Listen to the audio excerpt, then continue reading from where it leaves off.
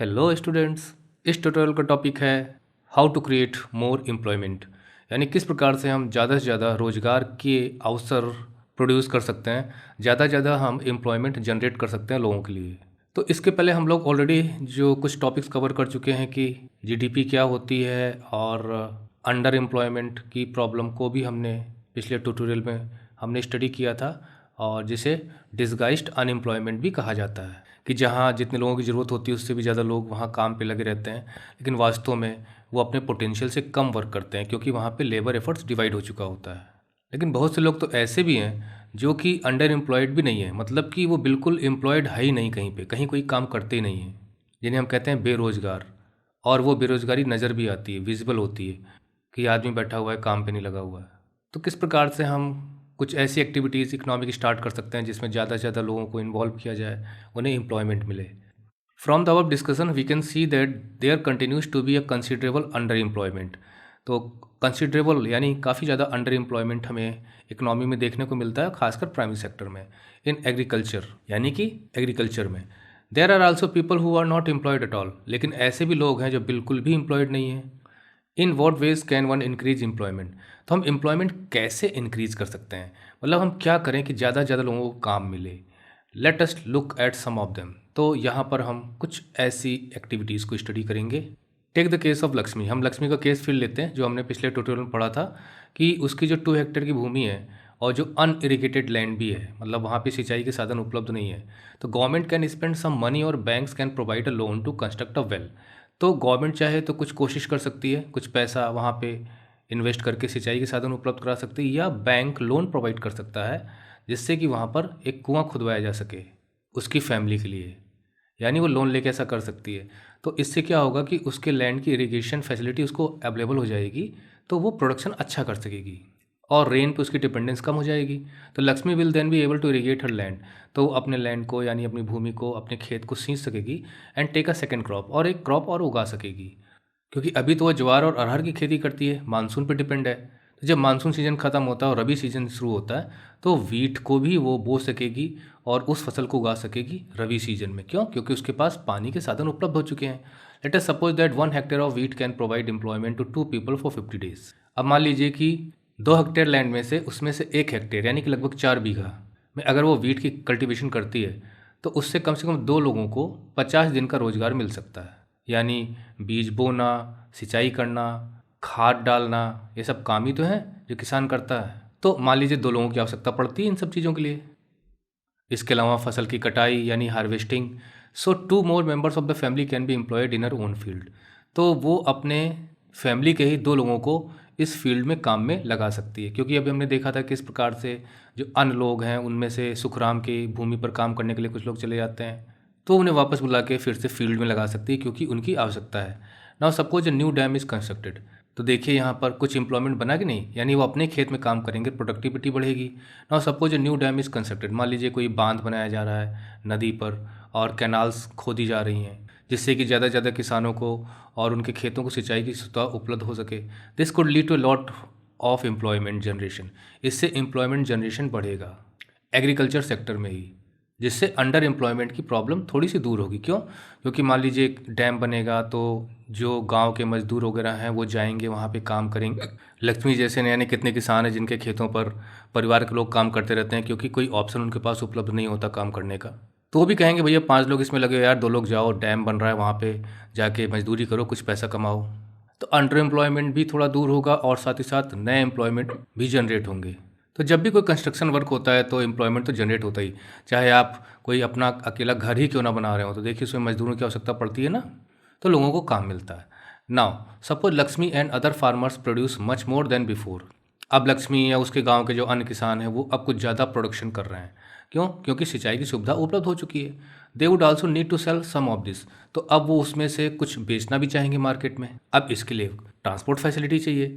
For this they may be require to transport their products to a nearby town, तो इसके लिए उन्हें transport करना पड़ेगा अपने सामान को, जो नज़दीकी टाउन एरिया वहाँ पहुँचाना पड़ेगा।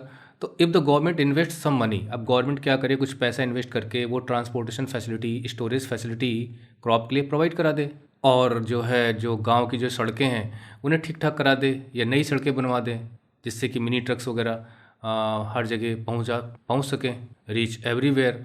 तो सेवरल फार्मर्स लाइक लक्ष्मी, तो कई किसान लक्ष्मी जैसे हैं who now have access to water, तो अब उनको वाटर की फैसिलिटी उपलब्ध हो चुकी है क्योंकि सिंचाई की सुविधा उपलब्ध है। और अब वो चूँकि ट्रांसपोर्ट फैसिलिटी भी उपलब्ध है तो अपने सामान को, क्रॉप के जो सरप्लस प्रोडक्ट है उसे बेच सके। अब इससे क्या होगा, this activity can provide productive employment to not just farmers but also other such as those in services like transport और ट्रेड। तो इससे क्या होगा कि प्रोडक्टिव एम्प्लॉयमेंट होगा, मतलब कि ऐसा एम्प्लॉयमेंट जिससे प्रोडक्शन को बढ़ावा मिलता है और अर्निंग होती है अच्छी खासी। तो इसमें किसानों का ही फ़ायदा नहीं है क्योंकि अब वो ज़्यादा प्रोड्यूस कर रहे हैं, मार्केट में बेच के पैसा भी कमा रहे हैं, बल्कि जो ट्रांसपोर्ट सर्विसेज में लगे हुए हैं, जो ट्रेड में लगे हुए हैं, उनकी भी इनकम बढ़ेगी, उन्हें भी एम्प्लॉयमेंट मिलेगा। अब मान लीजिए कोई एक गाड़ी खरीदी जाती है तो उसके लिए ड्राइवर चाहिए ना, ड्राइवर एम्प्लॉय करोगे, फिर उस गाड़ी की सर्विसिंग भी होगी, उसके स्पेयर पार्ट्स बदले जाएंगे, यानी कितनी जगहों पे उसका इंटरेक्शन होगा उस गाड़ी का। Lakshmi's need is not confined मतलब सीमित, लिमिटेड टू वाटर अलोन। अब सिर्फ वाटर तक उसकी ज़रूरत सीमित नहीं है कि सिर्फ इरिगेशन से काम चलेगा। To cultivate the land he also need seeds, अब उसे बीज की भी आवश्यकता है, फर्टिलाइज़र की आवश्यकता है और एग्रीकल्चरल इक्विपमेंट की आवश्यकता है, जो खेती के लिए जो काम आते हैं, और पंप सेट्स की आवश्यकता है जिससे कि पानी निकाला जा सके। Being a poor farmer she cannot afford many of these, तो गरीब होने की वजह से वो इन सबको ज़्यादा अफोर्ड नहीं कर सकती। So she will have to borrow money from money lenders, जिसकी वजह से उसे मनी लैंडर से पैसा लेना पड़ेगा, जिन्हें हम साहूकार कहते हैं गांव देहात में। जो लोग पैसा देते हैं, ब्याज लेते हैं, उसके बदले अच्छा खासा इंटरेस्ट चार्ज करते हैं। ऐसा भी सुनने को मिलता है कि 100 रुपये दिया तो उस पर पता चला कि उन्होंने 12 या 15 रुपये इंटरेस्ट चार्ज कर लिया, तो जब वापस करेगी तो 115 रुपये वापस करेगी, इस तरह से भी। और ये बहुत ही पुरानी व्यवस्था है, तो उसमें उसको काफ़ी हाई रेट ऑफ इंटरेस्ट पे करना पड़ेगा। तो उस हाई रेट ऑफ इंटरेस्ट से उबारने के लिए क्या हो सकता है कि जो लोकल बैंक्स हैं वो उसे क्रेडिट प्रोवाइड करें, वो भी रीजनेबल रेट ऑफ इंटरेस्ट पे, बहुत कम इंटरेस्ट रेट पे। तो she will be able two by all these in time and cultivate her land, तो उन पैसों से वो एग्रीकल्चर इम्प्लीमेंट्स को खरीद सकती है और इन्वेस्टमेंट कर सकती है और अपनी भूमि को अच्छे ढंग से कल्टिवेट कर सकती है। This means that along with water, तो वाटर के साथ साथ we also need to provide cheap agriculture credit. तो हमें गांव में वाटर फैसिलिटी के साथ साथ हमें लोन भी प्रोवाइड करना चाहिए, जिसकी मदद से क्रेडिट भी प्रोवाइड करना चाहिए, जिसकी मदद से किसान अपनी फार्मिंग को इम्प्रूव करने के लिए जो ज़रूरी हो उसे खरीद सके। तो we will look at some of these needs in chapter 3, तो मनी एंड क्रेडिट में हम इसके बारे में पढ़ेंगे। तो ये तो लक्ष्मी का केस था और गांव का केस हम लोगों ने पढ़ा। Another way by which we can tackle this problem, इसके अलावा एम्प्लॉयमेंट जनरेट करने की प्रॉब्लम को हम ऐसे भी दूर कर सकते हैं कि आइडेंटिफाई, प्रमोट एंड लोकेट, यानी हम उन नए क्षेत्रों को पहुंचाने, उनको बढ़ावा दें और इंडस्ट्रीज़ को और सर्विसेज को रूरल या सेमी रूरल एरियाज़, मतलब जो पूरी तरह से ग्रामीण ना हो, कुछ कस्बे टाइप के भी हों, तो वहाँ पर हम उन्हें डेवलप करें। Large number of people may be employed, जहाँ पर ज़्यादा लोगों को रोज़गार मिल सके। For instance suppose many farmer decide to grow arhar and chickpea, तो मान लीजिए कि ये एक पल्स क्रॉप है, दाल है, तो अरहर उगाना चाहते हैं, जिसे हम काबली चना भी कहते हैं। तो सेटिंग अप अ दाल मिल, तो मान लीजिए कि फार्मर डिसाइड करते हैं कि हम पल्स क्रॉप्स को उगाएंगे और एक दाल मिल लगाएंगे। कहाँ पे? रूरल एरियाज़ में, जहाँ पे लोग काफ़ी ज़्यादा बेरोजगार की स्थिति में होते हैं। तो produce to procure and process these and sell in the cities is one such example. तो एक एग्जाम्पल यहाँ पे हमने लिया कि आसपास के किसान दाल उगाएं, वहाँ पे दाल मिल लगाई जाए, तो वहाँ से क्रॉप को प्रोक्योर किया जा सकता है क्योंकि वहाँ पे इसका प्रोडक्शन हो ही रहा होगा, और फिर उसको आगे प्रोसेस करते हुए दाल मिल में उसको पीसते हुए या दरर के दाल बनाते हुए उन्हें हम शहरों में सप्लाई कर सकते हैं। तो इस प्रकार से यहाँ पे काफ़ी लोगों को रोज़गार भी मिलेगा और इंडस्ट्री भी डेवलप होगी। ओपनिंग कोल्ड स्टोरेज, हम कोल्ड स्टोरेज ओपन कर सकते हैं। could give an opportunity to farmers to store their products like potatoes and onions and sell them when the price is good। तो वो अपने प्रोडक्ट्स यानी कि जैसे पोटैटोज़ हैं या ऑनियंस हैं जो ख़राब हो जाती हैं जल्दी, तो उन्हें वो वहाँ पे स्टोर कर सकते हैं और जब प्राइस अच्छा हो तो निकाल के बेच सकते हैं। तो कोल्ड स्टोरेज में भी 4 लोग काम करेंगे और समय पे आप जब पैसा अच्छा खासा प्राइस जब बढ़ चुका होगा तब बेचोगे तो आपकी इनकम भी बढ़ेगी। In villages near forest area, जहाँ पे जंगली इलाके हैं, we can start honey collection, वहाँ पे हम हनी कलेक्शन सेंटर खोल सकते हैं।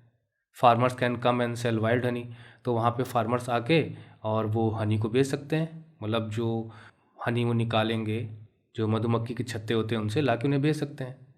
ठीक उसी तरह से जैसे कि डेयरी का उद्योग होता है। It is also possible to set up industry that process vegetables and agriculture products like potato, sweet potato, rice, wheat, tomato, fruits, तो इन सब के प्रोसेसिंग प्लांट्स लगाए जा सकते हैं और इनसे नए प्रोडक्ट तैयार करके बेचे जा सकते हैं। जैसे आंवला है, अब जैसे प्रतापगढ़ जो है आंवले के लिए बहुत ज़्यादा फेमस है, तो अब आंवले से रिलेटेड प्रोसेसिंग करके हम उसके डिफरेंट डिफरेंट प्रोडक्ट्स तैयार करके बेच सकते हैं और इंटरनेशनल भी सप्लाई होता है आंवले के प्रोडक्ट प्रतापगढ़ से। तो ये सब कर सकते हैं which can be sold in outside markets. This will provide employment in industries.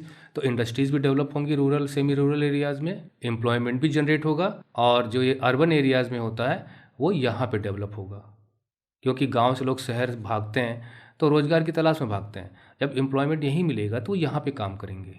अब देखिए यहाँ पे गुड़ बना रहा है, अब ये गुड़ बना के इसे बेच सकते हैं। Do you know that in India about 60% of the population belongs to the age group of 5 to 29 years.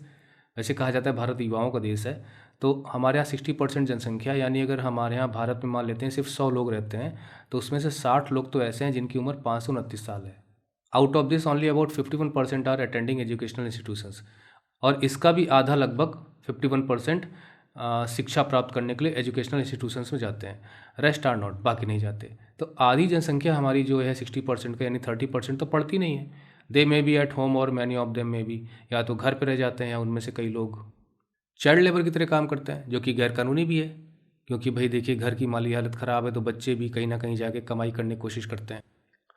If this children are to attend schools, अगर इन्हें स्कूल भेजा जाए, we will require more buildings. तो ऐसी स्थिति में हमें और स्कूल बिल्डिंग्स की आवश्यकता पड़ेगी और टीचर की आवश्यकता पड़ेगी और स्टाफ की आवश्यकता पड़ेगी।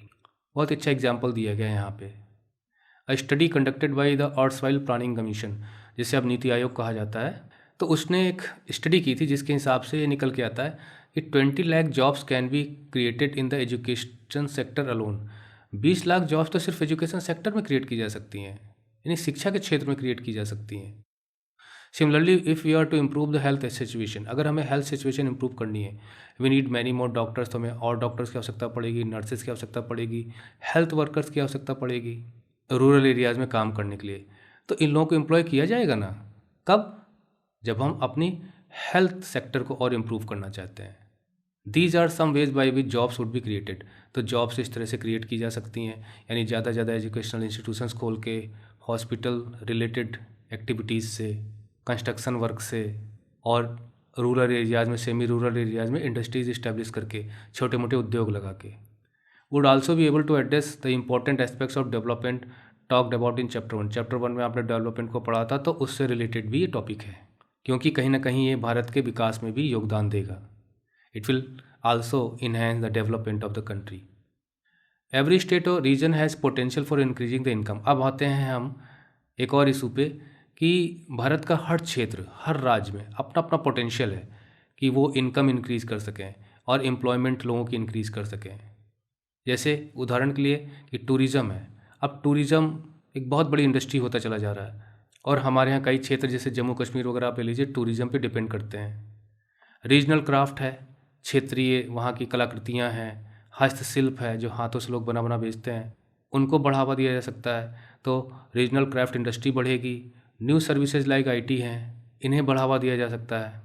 सम of this will require proper planning and support. हाँ, ये है कि प्रॉपर प्लानिंग की आवश्यकता पड़ सकती है और गवर्नमेंट से सपोर्ट की आवश्यकता पड़ती है। तो देखिए मैं यहाँ एग्जांपल देता हूँ कि गवर्नमेंट का अभी जो हम वीडियो बना रहे हैं, तो गवर्नमेंट ने एक स्टार्टअप प्रोग्राम स्टार्ट किया हुआ है। मतलब कि अगर आप कोई नया कुछ भी स्टार्ट करना चाहते हैं तो गवर्नमेंट ने मुद्रा बैंक बनाया हुआ है कि वहाँ से आपको बहुत आसानी से लोन मिल जाएगा अगर आप कुछ भी स्टार्टअप करना चाहते हो।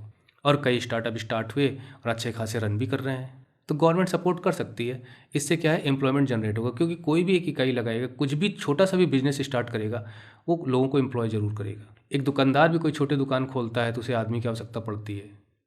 For example the same study by the planning commission says that if tourism is a sector improved, तो प्लानिंग कमीशन यानी जब नीति आयोग कहा जाता है, अगर हम टूरिज्म को के सेक्टर को इम्प्रूव करना चाहते हैं, everywhere we can give additional employment to more than 35 lakh people. Amazing. Tourism sector में अगर ध्यान दिया जाए तो वहाँ पर जो लोग काम कर रहे हैं उसके अलावा हम 35 लाख और लोगों को रोज़गार दे सकते हैं। ऊपर अभी हमने देखा था एजुकेशन सेक्टर में लगभग 20 लाख जॉब क्रिएट हो सकती हैं। We must realise that some of the suggestions discussed above would take a long time to implement. हाँ, ये है कि इसमें टाइम लग सकता है, क्योंकि जो हम सोचते हैं उसको फिर रियलाइज़ करना, उसको इम्प्लीमेंट करना, उसको वास्तव में अमल में लेके आना, उस पर वर्क करना, तो इस पर टाइम लग सकता है फॉर द शॉर्ट टर्म। लेकिन शॉर्ट टर्म के लिए we need some quick measures, तो हमें कुछ ऐसे कदम उठाने की आवश्यकता है जिससे तुरंत हमको फ़ायदा हो।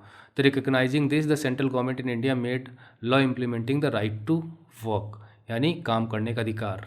ये 2005 में मनरेगा के नाम से पास किया गया था। हालांकि उस वक्त इसका दूसरा नाम था national rural employment guarantee act, लेकिन बाद में से Mahatma Gandhi national rural employment guarantee act कहा गया और 2006 से इसे लागू किया गया था, 2005 में पास किया गया था।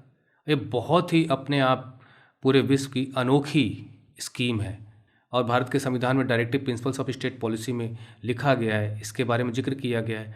तो इसे सरकार ने राइट टू एक्ट के तहत ये योजना लागू की जो अभी भी चल रही है, और इसमें रूरल एरियाज में, ग्रामीण इलाकों में 100 दिन के रोजगार की गारंटी होती है, यानी 3 महीने से ज़्यादा आपको रोजगार हर हाल में मिलेगा ही मिलेगा, ये गारंटी देता है ये एक्ट। तो एम्प्लॉयमेंट जनरेट करने का ये बहुत ही स्ट्रॉन्ग मेजर गवर्नमेंट ने लिया था और इसे 625 डिस्ट्रिक्ट में लागू भी किया जा चुका है। हमारे यहाँ लगभग 740 से अबव डिस्ट्रिक्ट्स हैं फिलहाल इस वीडियो को बनाए जाने तक, उनमें से इनमें लागू किया जा चुका है। All those who are able to and are in need of work, तो जो काम कर सकते हैं, जिन्हें काम की तलाश है, उन्हें 100 दिन का रोजगार मिलता है 1 साल में, गवर्नमेंट देती है। ये तो गवर्नमेंट फेल्स, अगर मान लीजिए गवर्नमेंट आपको 100 दिन का रोजगार उपलब्ध नहीं करा पा रही, काम उपलब्ध नहीं करा पा रही है, तो वो आपको अनएम्प्लॉयमेंट अलाउंस देगी, बेरोजगारी भत्ता जिसे हम कहते हैं। तो आप काम नहीं करते हुए भी आपको 100 दिन का पैसा मिलेगा। The type of work that would in future help to increase the production from, अच्छा क्या वर्क कराया जा सकता है? ऐसे वर्क कराए जा सकते हैं, अब तो इसका काफ़ी स्कोप बढ़ाया जा चुका है। तो ऐसे वर्क कराए जा सकते हैं जिनसे लैंड की प्रोडक्टिविटी बढ़ सके और उसको प्रेफरेंस भी दिया जाता है। जैसे गड्ढे खोदना है, चेक डैम्स वगैरह बनाने हैं, अब तो सड़क बनाने के काम में भी नहीं लगाया जाता है। तो इस तरह से ये बहुत ही इम्पोर्टेंट राइट टू वर्क यानी कि मनरेगा 2005 के नाम से जाना जाता है, बहुत ही अच्छी स्कीम है। तो हमने देखा कि ज़्यादातर ये प्रॉब्लम जो है प्राइमरी सेक्टर की है। शहरों में तो लोग रोज़गार कहीं ना कहीं से प्राप्त कर ही लेते हैं, कुछ ना कुछ काम कर ही लेते हैं, कमा ही लेते हैं। तो वहाँ के लिए एक अच्छा एक कदम है जो सरकार ने उठाया था। और आगे का जो टॉपिक रहेगा वो है division of sectors as organised and unorganised. तो इसे हम अगले ट्यूटोरियल पार्ट में लेंगे और इस पार्ट में हमने तरह तरह के तरीके देखे कि किस प्रकार से हम एम्प्लॉयमेंट जनरेट कर सकते हैं और साथ में इनकम भी और इंक्रीज़ कर सकते हैं, जिसमें गवर्नमेंट का भी एक बहुत बड़ा रोल है। तो ये ट्यूटोरियल यहीं खत्म होता है। Thank you for watching the video tutorial. See you in the next video. Till then study well and take care.